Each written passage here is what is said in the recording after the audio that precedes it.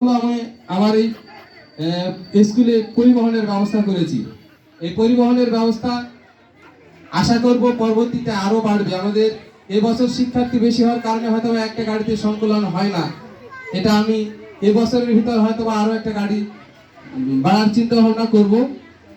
আর এছাড়া আমাদের যে সেবাটা হলো, আমাদের মাসিক যে পরীক্ষাটা, আপনাদের অবগতির জন্য আমি বলি, আমাদের প্রতি ইংরেজি মাসের শেষ 3 কর্মদিবস আমাদের মাসিক পরীক্ষা হবে এবং তারপরের যে প্রথম শনিবার আসবে সেইটাতে আমরা সেই পরীক্ষার ফলাফল, আমি ভর্তির সময় অনেকের সাথে যোগাযোগ করছি, সেখানে আমি বলছিলাম যে টাকার যেভাবে হিসাব করা হয় এখানে পড়ার সেভাবে হিসাব করা হয়। একজন শিক্ষার্থী জানুয়ারি মাসে কি শিখলো, এই শিক্ষার পাঠদানটা কতটুকু হলো আমরা কাগজ কলমে পরীক্ষা নেই শেষ 3 দিন, আর তারপরে প্রথম শনিবার আমরা এই কি পরীক্ষায় কি করলো এই খাতার সহ আমরা দেই। প্রথম শনিবারে আমাদের অভিভাবক সমাবেশ হয়, অর্থাৎ আপনাদের আমি এইভাবে নিয়ে বসবো এবং কোন শিক্ষার্থী কি করলো এই বিষয়টা এখানে ব্যক্ত করা হবে। অর্থাৎ আপনারা সবসময় সজাগ থাকবেন, যেখানে যান যেভাবে থাকেন, মাসের শেষ 3 দিন পরীক্ষা হবে এবং প্রথম শনিবার আপনাদের অভিভাবক সমাবেশ হবে। আমি আপনাদের পুরো বছরের একটা কর্ম রুটিন এখানে দিয়ে দিয়েছি, এটা যারা পাননি নিয়ে নেবেন। আরেকটা বিষয় আমার ব্যক্তিগত ভাবে আপনারা জানবেন, আমি একটা জিনিসকে খুব ভালোবাসি, সেটা হলো নিয়ম। আমার ব্যক্তিগত চলন দেখবেন, আমি একটা ভালোবাসি, সেটা হলো নিয়ম। আর চলি অত্যন্ত ধীরে, অর্থাৎ সময়কে ভালোবাসি। একটা কথা বললে যেন এটা আমার আজীবন থাকে, আমি একটা নিয়ম চালু করলে যেমন আজীবন থাকে, এই অমরত্বটা চাওয়ার জন্য আমি করে থাকি। আমি স্কুল যখন শুরু করছি, এর আগে যারা পুরনো শিক্ষার্থী ছিল তারা জানে যে প্রতি ইংরেজি মাসের শেষ 3 দিন আসলে পরীক্ষা হবে এবং প্রথম শনিবার অভিভাবক সমাবেশ হবে। এই ধারাবাহিকতাটা আপনারা কিন্তু ধরে আছেন, এই জন্য আলহামদুলিল্লাহ, এবং পাশে রয়েছেন বলে আজকে আমি এই অবস্থায় আসছি। আমি যখন স্কুল চালু করি তখন পর্দা টাঙিয়ে করেছিলাম, এখানে পিছনের ঘরে পর্দা টাঙিয়ে স্কুলটা শুরু করেছিলাম। আজকে আসতে এই পর্যন্ত আসছি, হয়তোবা আশা করবো আগামীতে আপনাদের আরো একটা সেবা দেওয়ার চেষ্টা করবো। পুরোটাতে একটা আমার ইচ্ছে ছিল যে শহরের যে পরিবেশ, এই পরিবেশটা যেন এখানে দেওয়া যায়।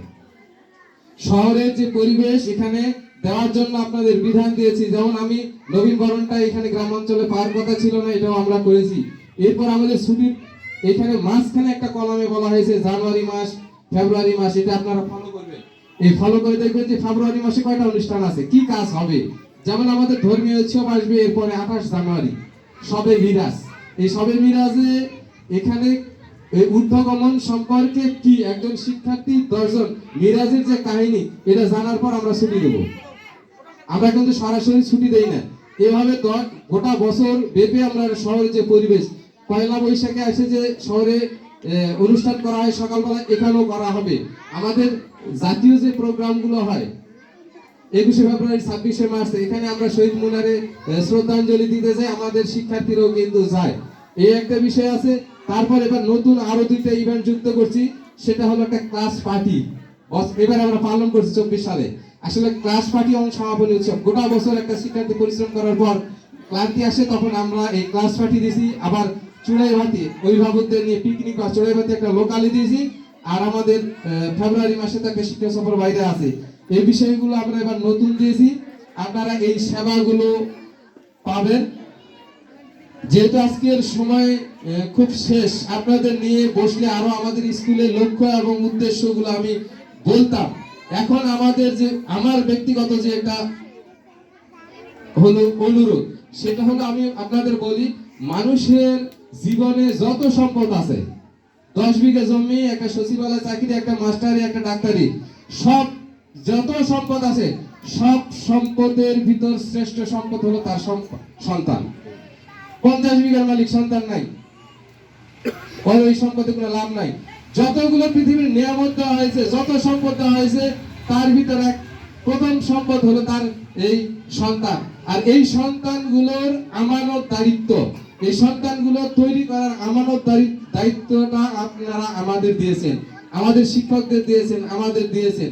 অর্থাৎ আপনাদের সন্তান নিয়ে আমাদের সবসময় চিন্তা ভাবনা থাকে, আমরা কিভাবে ভালো করব, কিভাবে একটা ভালো পরিবেশ দিব।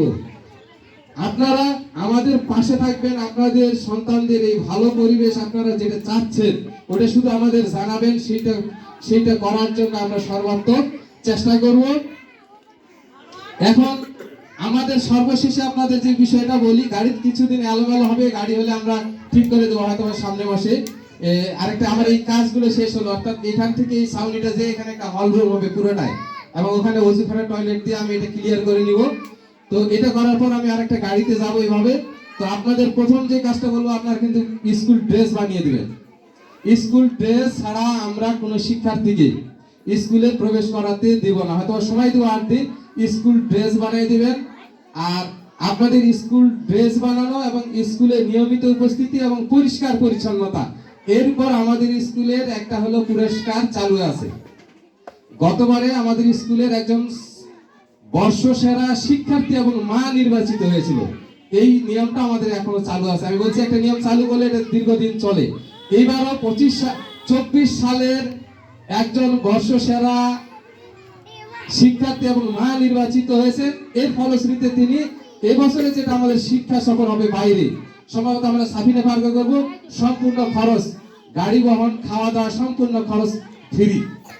তো আমাদের যেহেতু আপনারা 25 সালে আসছেন, এই 25 সালেও একজন শিক্ষার্থী আমাদের ম্যাডামদের কাছে আমরা নোট নেব, যেই শিক্ষার্থীরা স্কুল ড্রেস পরে আসবে, নিয়মিত পরিষ্কার অর্থাৎ উস্কো শুষ্ক ভাবে আসতেছে না, মায়ের নিয়মিত উপস্থিতি ছাড়া, এরপর ভিত্তি করে 25 সালেরও কিন্তু একজন বর্ষসেরা শিক্ষার্থী এবং মা নির্বাচিত হবে।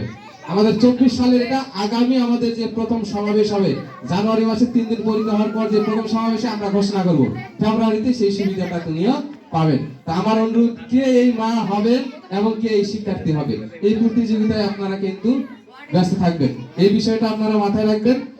আর আজকে যেহেতু সন্ধ্যে